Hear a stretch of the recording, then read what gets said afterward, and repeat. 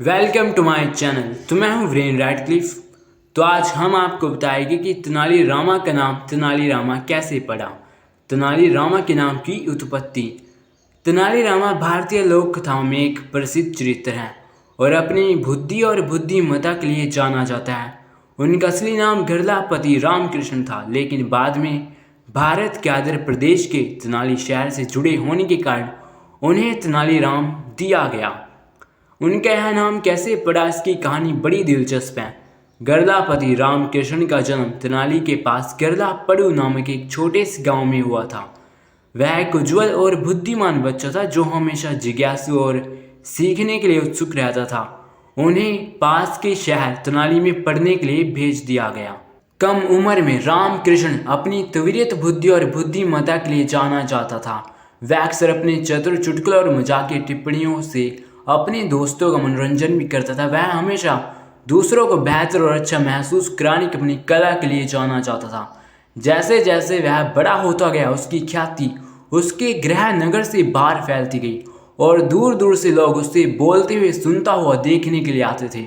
एक दिन विजयनगर के राजा कृष्णदेव राय ने रामकृष्ण की बुद्धिमत्ता के बारे में सुना और उन्हें अपने दरबार में आमंत्रित किया। कृष्णदेव राय को कला और विज्ञान के संरक्षण के लिए जाना जाता था और वह हमेशा प्रतिभाशाली लोगों की तलाश में रहते थे जो उनके दरबार में शामिल हो। जब रामकृष्ण दरबार में पहुंचे तो उन्हें एक कठिन पहेली को सुलझाने का काम दिया गया।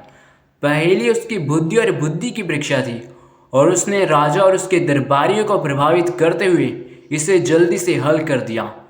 कृष्णदेव राय रामकृष्ण से इतने प्रभावित हुए कि उन्होंने उन्हें दरबार में जगह देने की पेशकश की।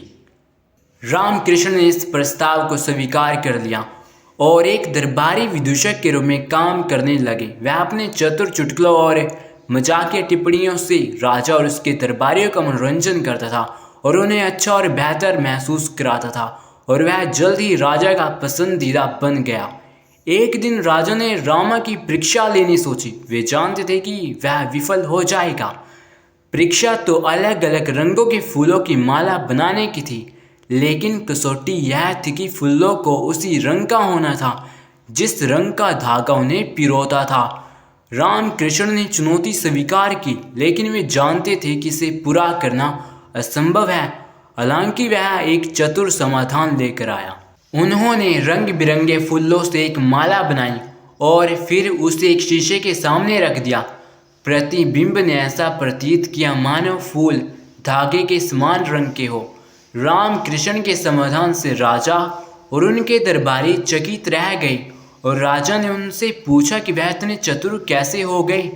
रामकृष्ण ने जवाब दिया कि उन्होंने तेनाली शहर से वह सब कुछ सीखा है जहां उन्होंने एक बच्चे के रूप में अध्ययन किया था।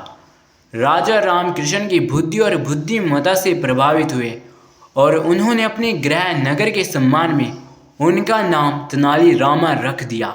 उस दिन से रामकृष्ण को तेनाली राम के रूप में जाना जाता था। तो अगर वीडियो पसंद आई हो तो उसको लाइक करना ना भूलें और अगर आप हमारे चैनल पर नए हैं तो उसको सब्सक्राइब कर दें, क्योंकि यहाँ पर आपको हमेशा और हर वक्त कुछ नया सीखने के लिए मिलता रहेगा। So thank you.